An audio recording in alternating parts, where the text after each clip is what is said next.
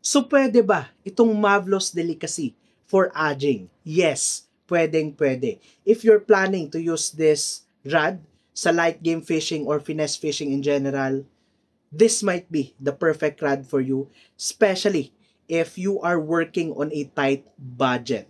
So if bibilihin nyo tong rod na to, if pipiliin nyo yung ultralight na tip, you automatically get a solid tip gaya nito. And alam naman natin, ang solid tip is the best tip if you want to work those small soft plastic lures. Very ideal for finesse fishing. And itong rod na to, fast action. So, ang fast action rod is yung top section ng rod does all the work. So, very easy to use if you want to get into finesse fishing, especially if baguhan ka pa lang sa pagla-light game fishing.